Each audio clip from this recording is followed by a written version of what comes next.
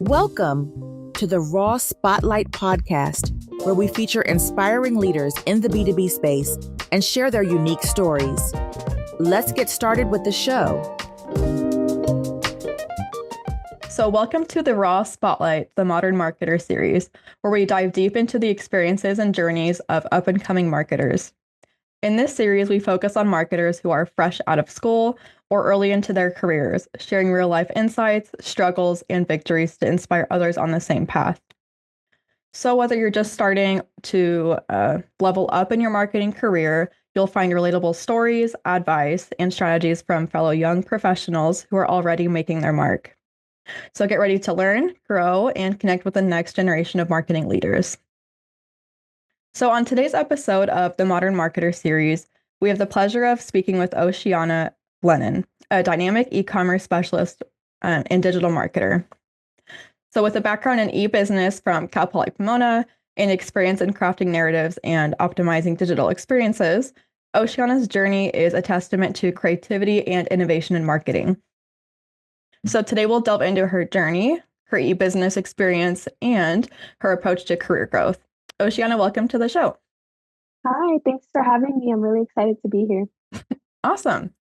So before I dive into it, I'm just going to give a quick sponsorship message. So this episode is brought to you by Ready Artwork, where we deliver uniquely tailored B2B digital marketing services to facilitate the long-term growth of your business. At Ready Artwork, we combine data-driven insights with innovative design to help your business thrive in the digital age. So from SEO and digital advertising to web development and email marketing, we have experts who help several companies uncover growth in unexplored and extraordinary ways. So to learn more, visit readyartwork.com or get a free proposal. Let Ready Artwork discover your full potential. Alrighty. So hi, Oceanna. Hi. Hi. So obviously you have a lot of marketing experience and we're kind of both in the same young professional field of marketing. So I'm really looking forward to hearing more about that today. Yes, I'm excited to share everything I've been going through and learning about marketing. Awesome. All right. So just to go ahead and get started, I do really want to focus on getting started in marketing because I know that can be a little bit of a struggle for people that might be fresh out of college or reaching like their third or fourth year of their undergrad degree. So I just want to start with what inspired you to pursue a career in digital marketing and e-commerce?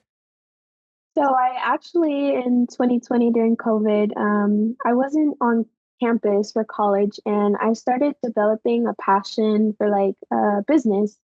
I started a lip gloss business online and I had a lot of fun, designing the website, creating the product. And so I decided to go ahead and pursue that at Cal Poly Pomona. And in my last year, my senior year, they sent me an email of this experience called the Global Tech Experience. And it offered, education in digital marketing and e-commerce. And I thought it was just perfect. And that's how it started for me.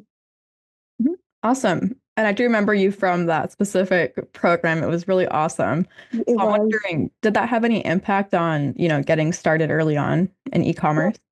It did. I'd have to say that's the main thing that helped me. I was able to get credentials in both e-commerce and digital marketing, and it set me so far ahead. I am so happy I said yes to it. Yeah, it was a really great program. Yeah. Thank you. Yeah. All right. So, I mean, speaking of Cal Poly Pomona, because I know that was ultimately a part of Cal Poly Pomona, how did your experiences there prepare you for the professional world of marketing? So at Cal Poly Pomona, they have you do a lot of case studies and projects. And so I was basically like coming up with business ideas, learning my target markets, everything involved in business operations, business plans. I did that so many times that I just felt so prepared when I got into the real world. And so in addition to the global tech experience, I have projects that I can show people my work, how well I did. And it's helped me so much. Yeah. Awesome. So do you recommend, Cal Poly Pomona to students, say high school students or people maybe pursuing community college for two years, right? Do you recommend Cal Poly Pomona to those students for pursuing a marketing degree? Yes, I definitely recommend it. And I do recommend joining additional programs in addition to Cal Poly Pomona because you will be learning the same material, but it'll give you more opportunity to practice those skills that you're learning. Of Mhm. Awesome. Well, thank you.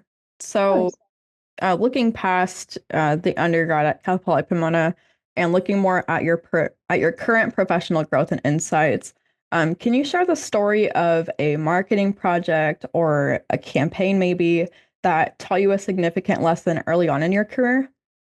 Yes, so I am actually back at Cal Poly Pomona. I'm pursuing my master's degree in business, and I am luckily in another marketing course. And in this course, we have a lot of case studies. I've learned about Toyota, Starbucks, Euro Disney, and I'd say and Kiva. There's this brand called Kiva Org, and you're able to donate to startup businesses in other countries. And I've learned so many lessons. I've learned about, when you're starting a business and you're marketing, you have to take into consideration the cultures you're dealing with. Everyone doesn't think the same. And it just made me, understand that it's not just our perspective. You have to market to the local community. And I've noticed that through Starbucks, Toyota, Ford, all those brands, big brands. Mhm. Mhm. So would you Yeah. say that it's important to, even in daily life as a marketer, really be aware of the brands around you? Sort of like you mentioned Starbucks, for example, and just really keeping tabs on what they're doing to see like, what they're working on and what's new. I have this book. It's called Marketing Mistakes and Successes, and it literally teaches you about those big brands. And although they look big and great, they did start up rough. They did have to learn their target market. They did have to go through a lot of funds. They did have to do the research. And so never think that you're not capable of doing that. You can. And one thing one of my professors told me is, when you go to these places, look look around you. That is your data. That is your research. Look at the interactions people are making daily, and that will help you in your marketing. Hmm. Mhm. I think that's an awesome piece of advice to, Yeah. offer to people that might not have access to books or textbooks. It's like Hmm. it's around you, right? It's that Hmm. target. Exactly. All these Exactly. And businesses.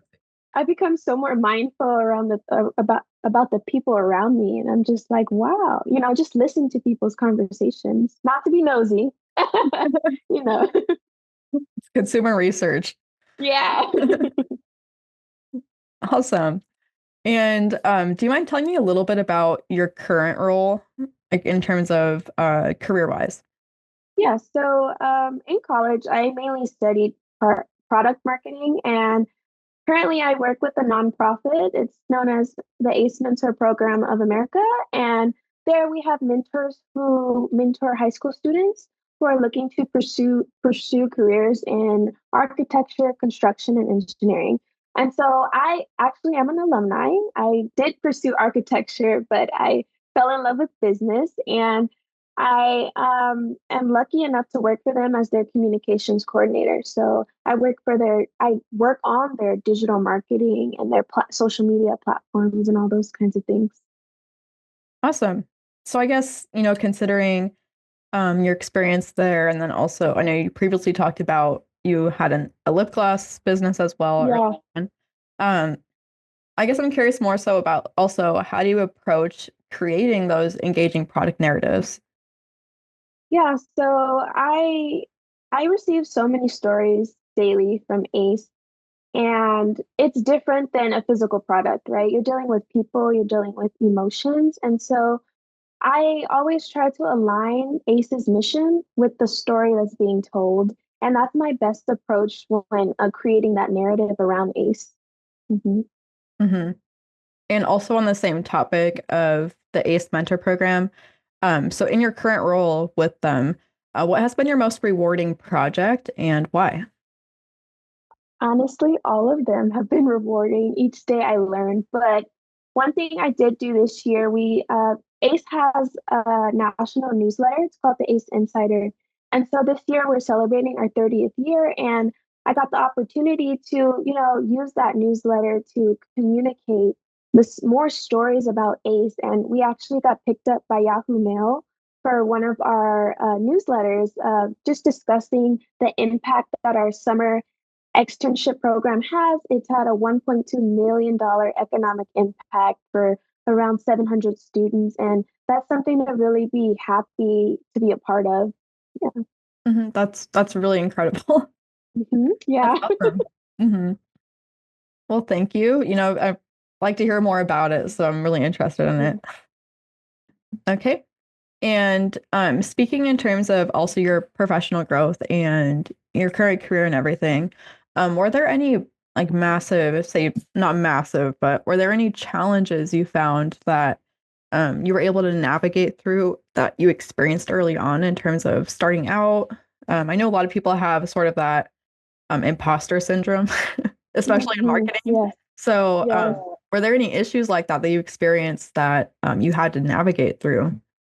Well, so right after college, I got accepted as a summer intern, and so you're fresh, you're just out of college, you're excited to like enter the world, and of course that imposter syndrome sneaks in on you. I'm not focusing on product and mainly e-commerce. I'm focusing on a nonprofit organization. This is a big business. I mean, they have such a huge impact. They've been mentoring for so long.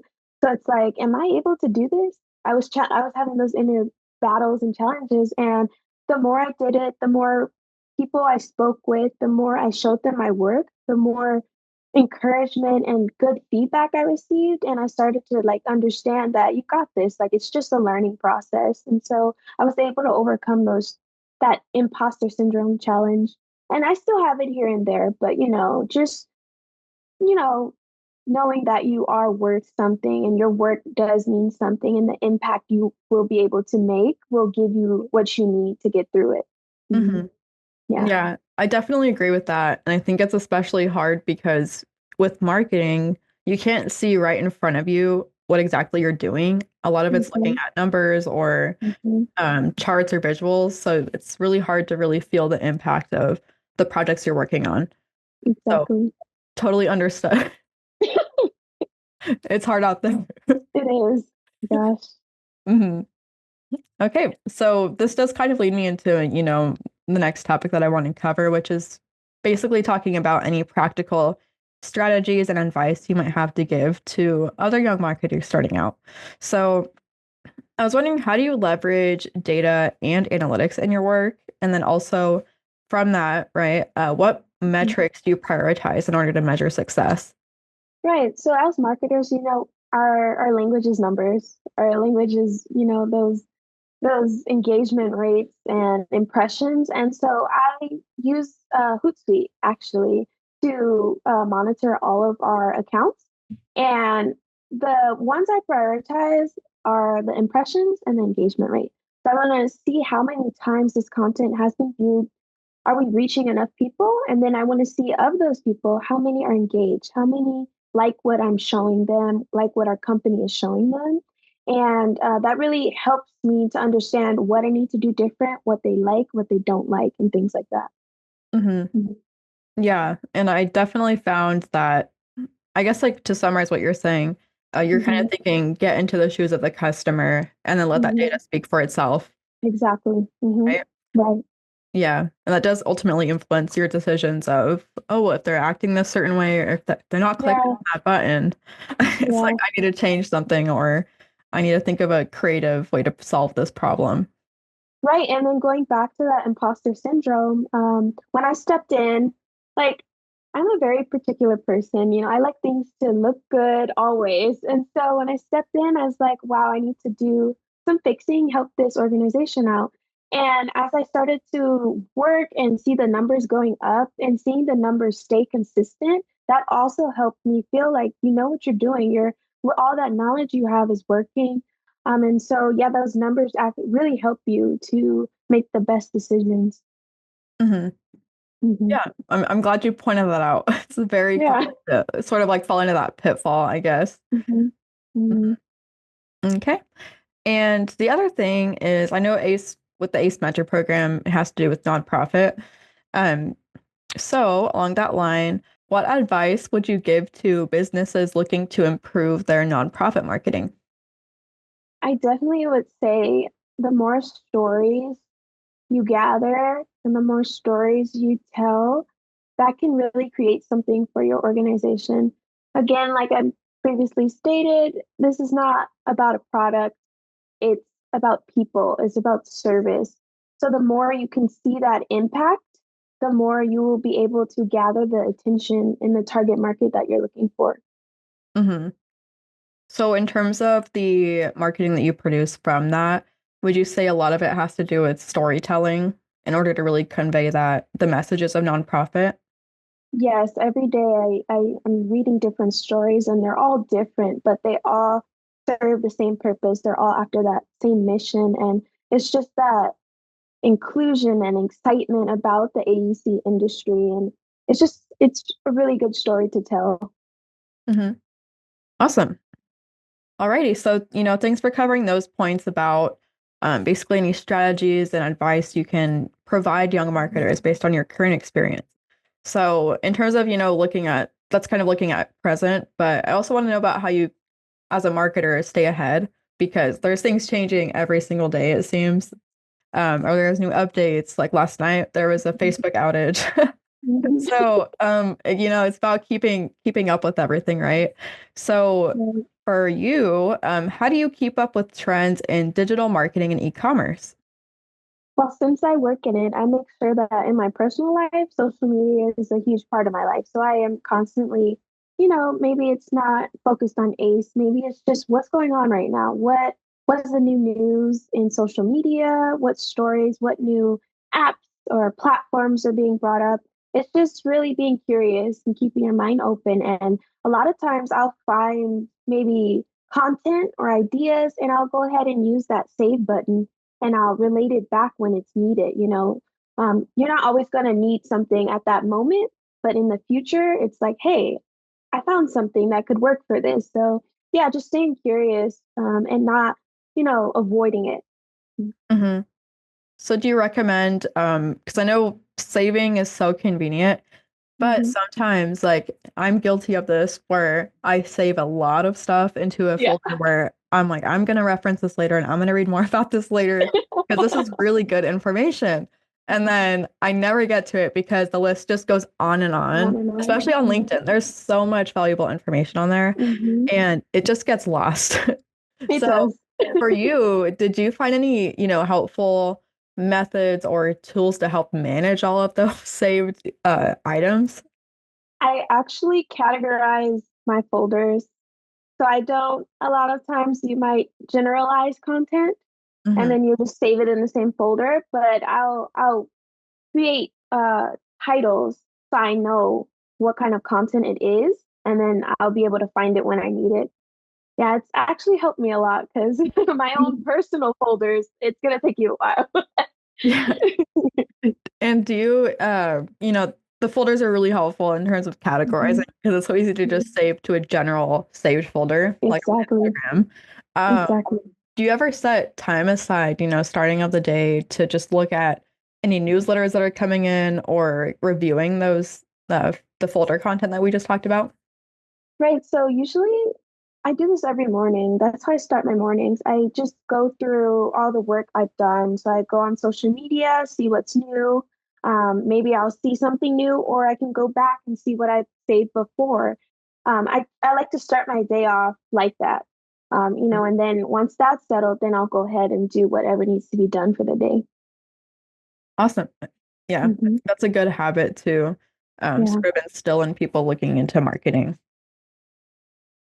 All right. So another thing about staying ahead, I think a lot of it has to also do with networking Right. because you learn from the people around you, I feel like, and maybe you Hmm. missed a piece of information that someone else in your network knows, especially on LinkedIn. So for you, in terms of networking, what role has networking played in your career growth, and how has participating in initiatives like your current job at or like your jobs event for a state event helped? Networking, I have to say, it has had the biggest impact on my career so far. I mean, my mentor from ACE is why I'm working with ACE now. She kept in contact with me through college, and then right after college, she's like, "Hey, like, we need help," and I was like, "I can do it for you." And then I've been able to meet the national staff. I've been able to meet board members from top companies like Hensel Phelps and Simpson Strong Tie and work with them on campaigns. And even in my master's program, my professors, they have a lot of experience. And I feel like that would be a waste of time and resource if I didn't connect with them on LinkedIn, you know? And a lot of that comes from fear, like, oh, like, no, I shouldn't reach out to them, but why not? That's what they're there for, and they're offering you help. And so I do have a couple of business plans that I'm working on. And so I'm going to be reaching out and connect with just like you and we've connected. And this is a wonderful opportunity for us to just talk about marketing. And so networking is one of the biggest things that will guide you in your career. Mm-hmm. Yeah, and I do totally agree with, like you mentioned, there's a Mm-hmm. fear element behind some Mm-hmm. people not reaching out on LinkedIn, especially if they're just starting out. Mm-hmm. So, do you Exactly. recommend any tips or procedures for maybe for marketing students or marketing professionals to really get started on networking effectively on tools like LinkedIn? I'd say, okay, so the first thing is just tackling that fear and understanding what are you afraid of? Are you afraid of being successful, or you don't want to do it? Is this like, I don't feel like it, So understanding why you're afraid to reach out, because the worst thing that could happen is nothing. You're just going to be in your same situation that you're in, right? So why not Yeah. just give it a shot? It's never as bad as it seems. That's what I've Mhm. realized day to day. I think things are so much worse than they are. And so most people, they're scared themselves. And so just be friendly, be open, and look where you'll get. Like you're going to get somewhere great. You just network. Hmm. Mm.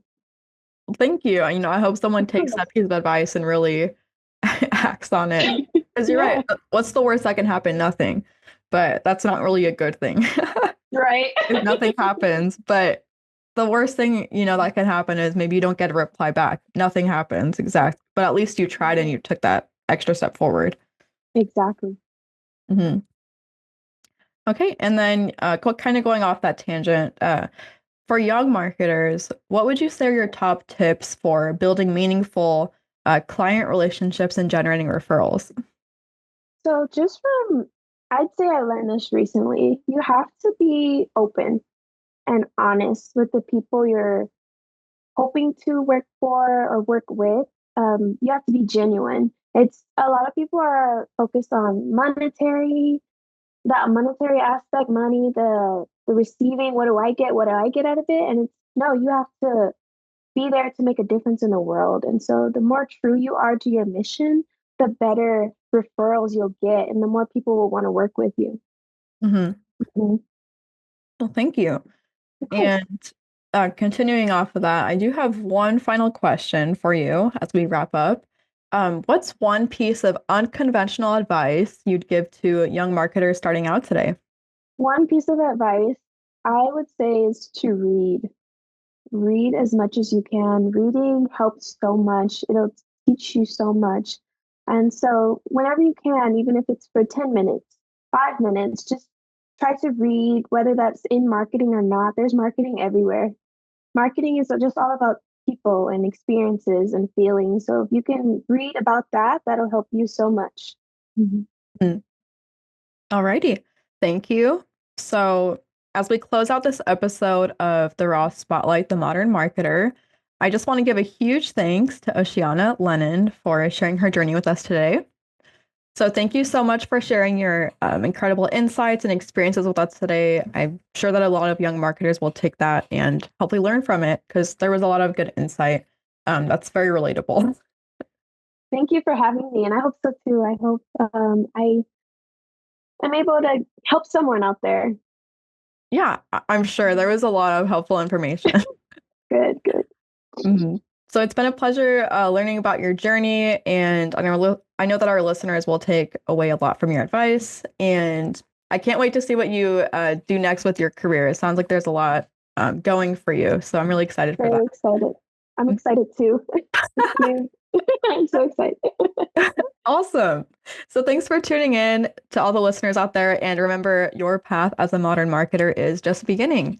So stay inspired and keep pushing forward. Thank you. Bye. Bye.